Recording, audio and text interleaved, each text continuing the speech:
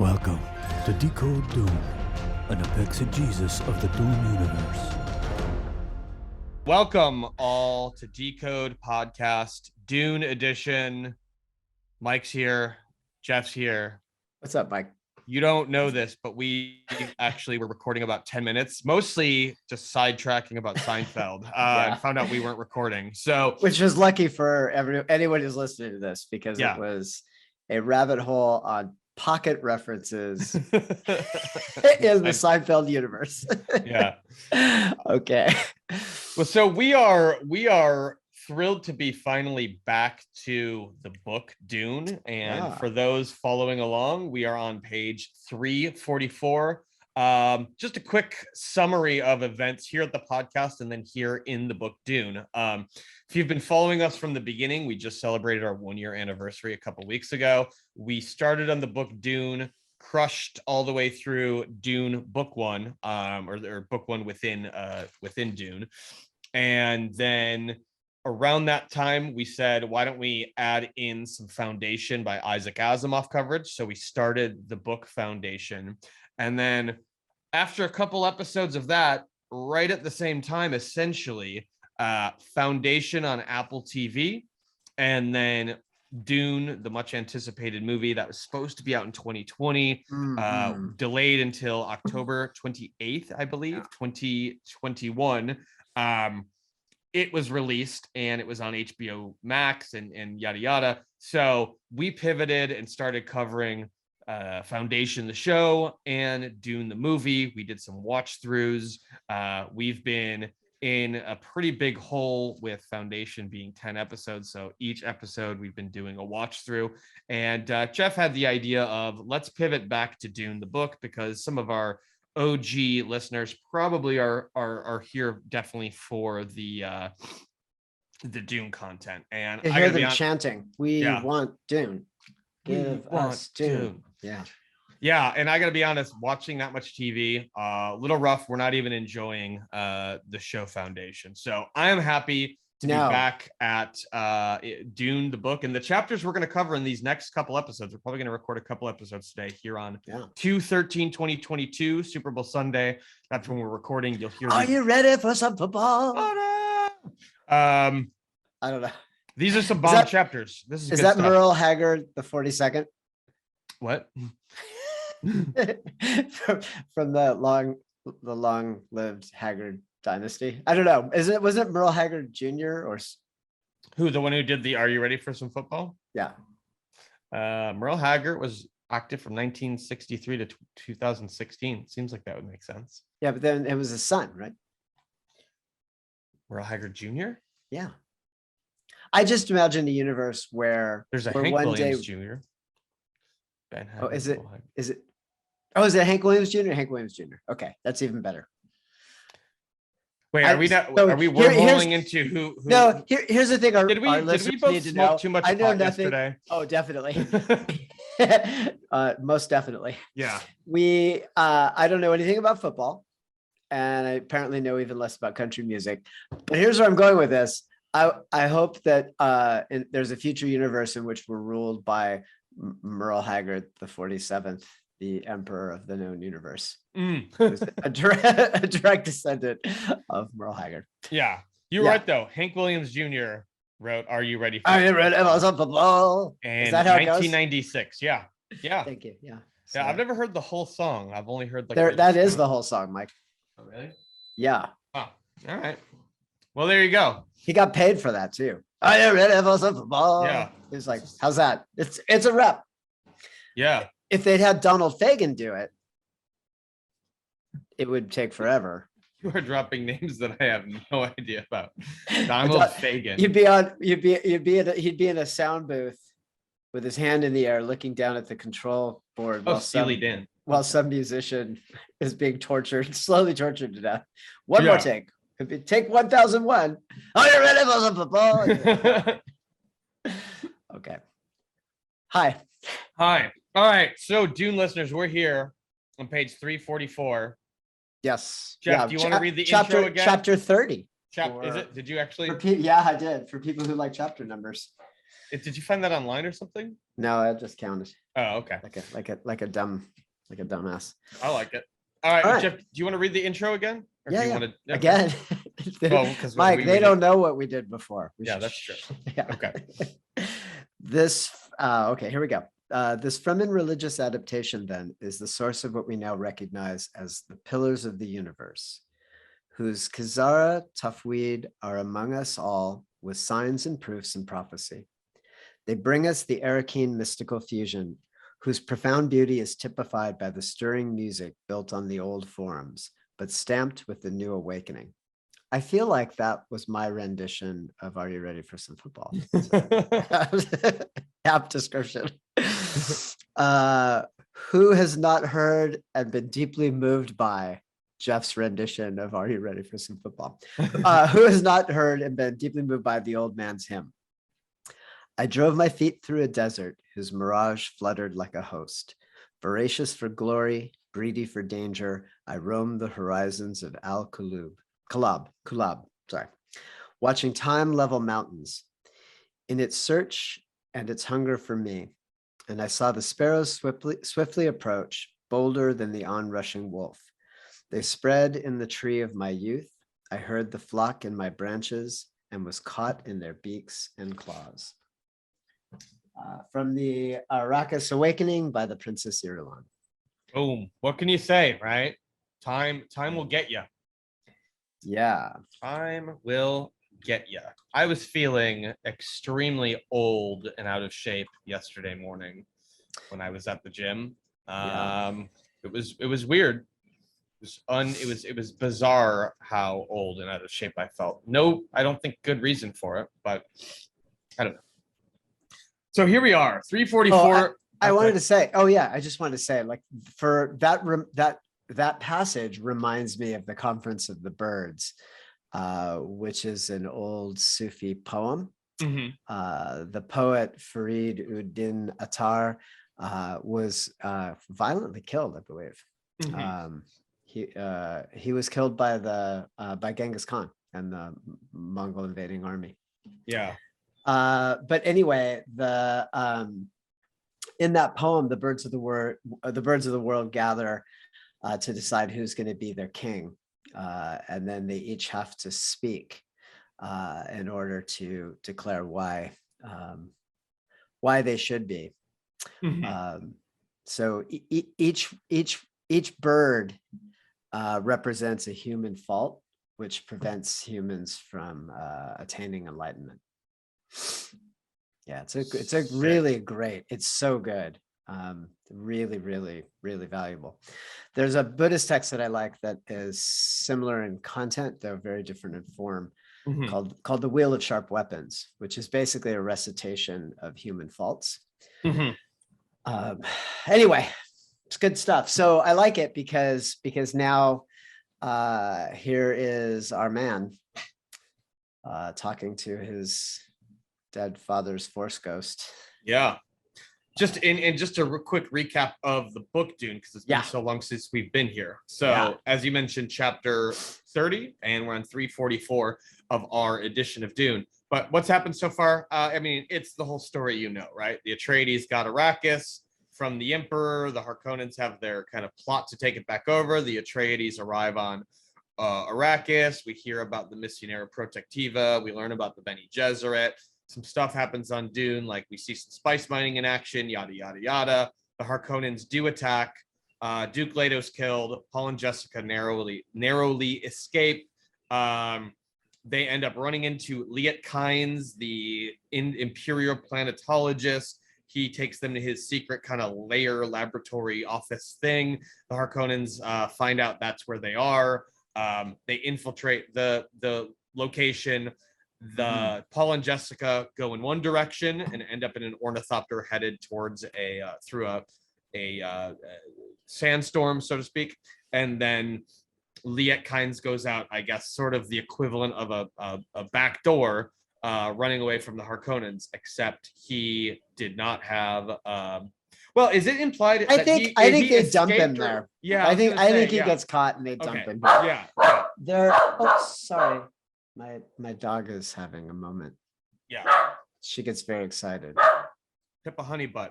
Yeah, Pippa May Honeybutt. Follow her on IG. On Instagram, yeah.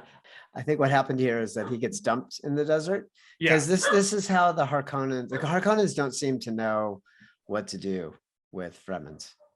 Right. So they just dumped this dude in the desert. Although this time they roughed him up pretty good. He doesn't have a still suit. Right. And now he is like on top of a pre-spiced mass. So he's got a real dilemma. Right. Yeah. He's just dealing with his dog right now. So I'm gonna vamp. Yeah. So we learn this chapter kind of tells us a couple things at once. The writing style is a way of doing exposition through Keynes's sort of hallucinatory conversations with his father. That's where he learns ultimately. Okay, so Keynes's father was the original imperial planetologist who made contact with the Fremen and more or less was like, it'll take 500 years, but we could make this planet, I guess, more like Caladan is probably the easiest way to say it, right? Or less erratic, right? Yeah. So we could end, so he laid out a 500-year plan of how they can effectively do terraforming and ultimately change Arrakis, right? Starting with some ghost grasses on the dunes, those take hold, then you can get some smaller trees and shrubs in there, blah, blah, blah, all the photosynthesis and that kind of shit happens. And the next thing you know, you start having more moisture in the air. People end up being able to walk around. The ultimate goal is to be able to walk around without your still suit. We learned that that's essentially the plan. I think there's been hints to it previously, but we learned this is what the plan from Keynes's father passed down to Keynes himself. And then we also learn quite a bit more related to the origins of spice itself. Obviously, we have a classic episode called Spice's Worm Poop, but this is the chapter where I think it's more formally described that essentially secretions from small, you talk about the pre-spice mass, right? So basically that is the poop of very small pre-worms that gets in touch with ground moisture. That's now, Mike. What? We all know that if you call spice poop on the internet, people will lose their minds. So it's the excrement of the worm, because technically they poop sand, but everything that they excrete becomes the pre-spice mass. Right. But they make they're makers. They make the sand. They make the desert. Right. Yeah. And then mixed with groundwater, it goes through a chemical process where it starts to, I don't know, ferment is not the right term, but it gets kind of fizzy and blah, blah, blah. And then it gets to the point where it explodes up into the earth. And then when that stuff lands on the ground and then dries out because of obviously the sun in Arrakis, that becomes spice. And then you have to obviously sift through it and refine it and, or not refine it, but you have to separate the sand from the actual spice. Yeah. So Keynes is on top of one of those. It does not, he's crawling, right? So he is not in a still suit. No. He is dying. He is very quickly. We talked about how long it takes for you to dry out and die in extreme heat of dehydration. He is dying. He's having conversations with his dead father, and his dead father's being a little bit of a pedant. And you know what it does not say what the diameter of this pre-spice mass is, right? Like he's crawling. So I don't know. Is it? I don't think he's crawling a lot though. You mean he's more or less? That hawk is like he's not really moving anymore. Yeah, he's not moving fast enough to scare those birds away. Right. So I doubt he's really going anywhere. And I think he knows what's up. At first he thinks maybe someone's going to come get him, but yeah, he's definitely hoping for the idea that the Fremen will see the birds that are there to eat his corpse. Yeah. And that upon seeing them, they will come out and kind of do what's going on here, and then they'll take him to safety and rehydrate him and whatever. But that does not happen. The spice mass explodes into the air, and then he essentially, as far as I understand, goes down into the hole that is made, and then makes a ends up bubble. being covered. Bubble. So Right. the bubble lifts him up, then pops. Yeah. And then pulls him in. Right. He essentially suffocates. Yeah. Right. He drowns in sand. Drowns in sand. Yeah. Yeah. But it's nice and cool on his skin at first, so that was a mercy. Right. And that's when he realizes that the most persistent principle in the universe is accident and error, which is absolutely correct. Yeah. Yeah. I mean, I feel like we just kind of told the story of that chapter, and based on the amount of time we've been recording, that's about 20 minutes. So we should probably keep going. Well, do we have more to say about this well, I mean, chapter? there's a reason this is happening. There's a reason Yeah. this is happening here, right? Which is to kind of really cement us in. Also, this touches on the origins of the book itself. So what's a little bit of what's described here is the article that Herbert was working on, those beach dunes. So you just get a real sense for the, for the origin story. Yeah.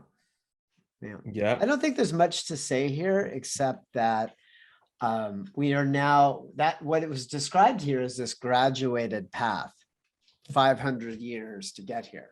But we're moving very quickly from that graduated path to an accelerated path. To use some very Buddhist-y terms, right? Right. Yeah. There's the path that most people take, which is the path of many lifetimes. Yeah. Then some people just get, boom, kind of instant change or instant enlightenment. And that's what we're headed toward. It's going to be violent, though, no matter what happens, right? Right. It also seems just worth mentioning here, obviously, because it ends with him dying. His father, his pedant father, is also more or less telling him you should not have helped Paul. Yeah. You should not have taken part in choosing a side, because arguably, Harkonnens or not, the Fremen were going to be able to continue their mission quietly without any real interruption for they would have just been able to do that. Keynes would have stayed alive. So what happens is he tried to, billions of people also would have stayed alive. Right. Spoiler alert, there's going to be a genocide. Yeah. So he tried to put his finger on the scale by choosing a side, and now he's out in the desert drying to death. So I just want to throw this out there for all the folks who misunderstand Paul. Paul knows what's going to happen because he has prescience. Doesn't know at this moment, but will eventually know before it happens. Does it anyway, and creates a genocide. Yeah, on a scale that that really makes the Holocaust, our Holocaust here, just in terms of numbers, seem like a tiny event by comparison. So that's another reason why Kaiser's father might have been like, you shouldn't have taken sides. Yeah. Also, I think I asked this earlier. I'll ask it again. Is Kaiser's father a Force ghost named Obi-Wan Kenobi? His father is, in fact, a Force ghost. Okay, good. Yeah, it wasn't written, but I could envision Keynes's father kind of in that hazy, somewhat transparent, is it translucent, blue kind of lighting. Yes. Yeah. It was so, I remember the big reveal when all the little Ewoks are dancing around. It's not at all racist, but yeah. And then the Force ghosts are all standing up there. It's just the best. Yeah, they were cool. And by the best, I mean the worst. Yeah. We're talking about Return of the Jedi, right? All right. Yeah. So that's the song. Let me ask you a question. Yeah, sure. You join the military to try to make a better life for yourself on whatever your home world is. You don't really want to do it, but they're going to give you a down payment on a bitchin' Camaro, and maybe you get to go to college later is what you're thinking. And you got no prospects in your hometown. Mhm. And then the next thing you know, you're on a planet that looks like the outskirts of Seattle. Uh-huh. You're on like Bainbridge Island or whatever. Right. Right. And you're fighting 2.5 foot tall teddy bears Yeah. with like real munitions, blowing them up, fucking Right. shooting them, Right. and they're fighting back. And they're killing your friends. Yeah. They'll eat your friends. They'll eat your friends out. They'll take off the armor and then they'll eat them. Eat them. Yeah. Mhm. Yeah. What are you thinking? Is this like a Band of Brothers moment where you just fucking bury yourself in a foxhole and cry? I don't know. I mean, are you gonna get out there and be like, or are you taking little Ewok ears? You just go full fucking psycho. Yeah, probably. I mean, I would say if we know anything about Vietnam, it probably would end up doing the latter. Both things happened, right? Oh, sure. Yeah. Yeah. Of course. I like to think that you and I are smoking a crazy amount of fucking opium. Yeah. Yes. Heroin out of a shotgun. Yes. Yeah. You, me. Who's that actor? He was on Saturday Night Live the other day. It's just so terrifying to me. He played who? Like, oh God, Willem Dafoe. Oh, yeah, you, me, Willem Dafoe. Yeah, getting high as fuck. Yeah, going on patrol. Yeah. My dad said, my dad served in Vietnam. He's in the Air Force, dog handler, which is the coolest thing my dad ever did. There were probably two things that were cool that he did. He was, for anyone who doesn't know my family history, he's kind of an asshole, but he was a dog handler. That made him kind of cool. He said his most terrifying moment is when he hopped the fence around. They were building an air base in the middle of a former banana plantation. If you ever want to really understand that war, just understand this. My dad was sent over to build an air base on what was formerly a French-owned banana plantation in Vietnam.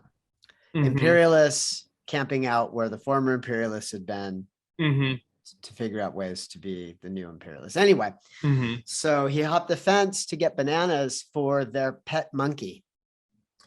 Okay. Yeah, it's a story. I love this story. It's nothing good about it. Or nothing bad about it either. It's just funny.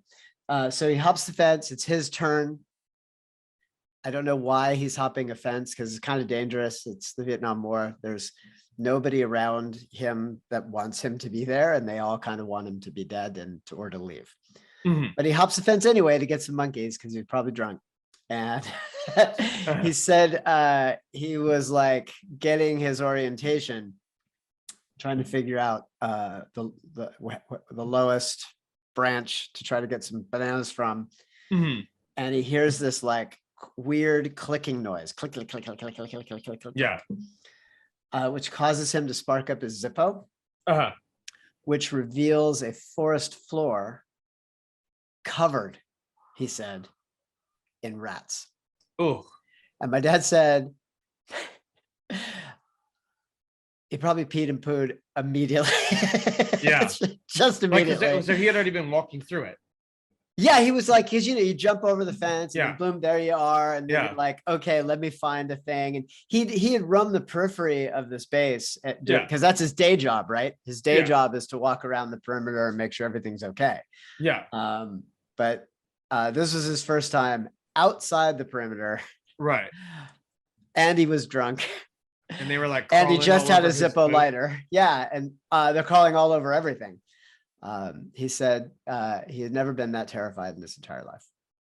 He did not secure bananas for that monkey, but he did soil himself and immediately scale that fence and get back into his little Quonset hut. Yeah. Yeah. None of this has anything to do with Liat Kynes, but that has a lot to do with the military, I guess. Yeah. That's wild. Yeah. Good times, right? Yeah. Oh, man. Yeah. They bite you, you get the plague. I think if they look at you weird, I believe that rats transmit the plague through their eyes. Right. Right. I don't know how science works, but that's my assumption is they just look at you weird, and then oh fuck, they're giving you plague eyes. Right. And then you have plague. Right. Yeah, I can't imagine when he said covered. I think he meant it. Yeah. Like I think his perception at least was that they were everywhere, and there was no way he was going to be able. It's like thinking that you're on dry land and suddenly you realize you're in water. Mm-hmm. And there's no way you're going to stay dry. You got to run. Right. But your feet are not going to stay dry. So I think in the running, he was probably running on top of rats or something. Yeah. Anyway, okay. I don't know what happened to the monkey. My dad did not bring him back. Oh, yeah. Him or her. There's probably some legitimate reasons for that. Yeah. So cool.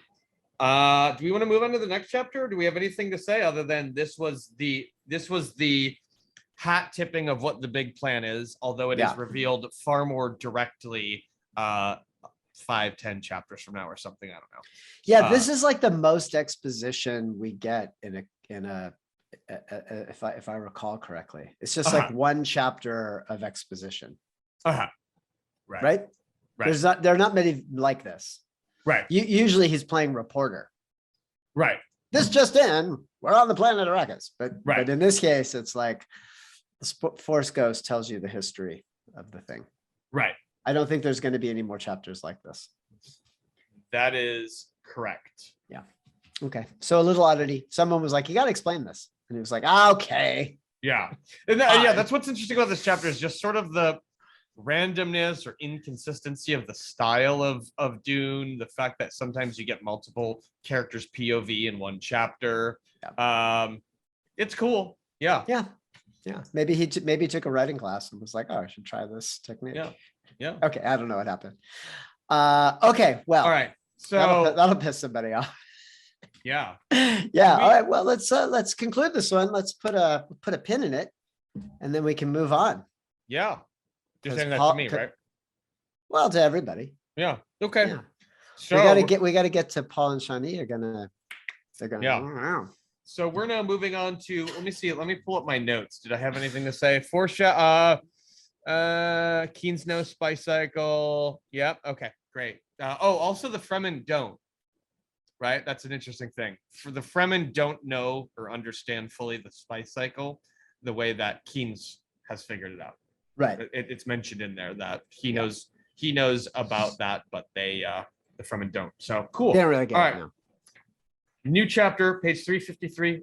Is this still the same episode? Did we give them enough for that last bit to be an episode? This is not very many pages, so I think you should leave, we should Sweet Drew should leave this part in, and we should leave it as an exercise. So I say yes, let's can it, put it out there. And then let's ask our kind listeners for the quality feedback they give us. Yeah. Too short, too long. You know what I love about us? We don't do that like and subscribe stuff. Yeah. We're way too needy. We're like, tell us if we're doing a good job. Yeah, we will change for you. Yeah. So let us know in the ways that only our listeners can, which is direct and often brutally. Right. Yes. Is this enough? Yes or no? Yeah. Okay, cool. Okay. So new episode. All right. 3. Oh, wait, hold on. So, let's say goodbye to people. Yeah, before you just dive into that. For sure. Yeah. So Mike's got things to do. You know where to find us, right? You already are listening to this, but we have a Facebook group. It is on Facebook, and it's called Decode Podcast. That's right. Facebook group's on Facebook. Surprise. You heard it here first. But obviously, you can check us out anywhere you listen to podcasts. And that is it for today. Yeah. Goodbye, everybody. Bye. Like and subscribe wherever you listen to this podcast. And to hear more readings, become a Patreon supporter at Patreon/Decode Podcast.